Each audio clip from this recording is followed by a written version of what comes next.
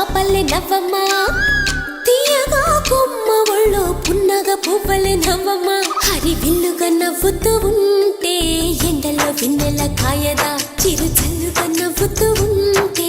కొండైన బాగల్లే పొంగదా నూను మెత్తగా నవ్వుతూ ఉంటే ముల్లైన పువ్వలే తాకదా తొలి పొద్దుగా నవ్వుతూ ఉంటే రాయైన రత్నంగా మారదా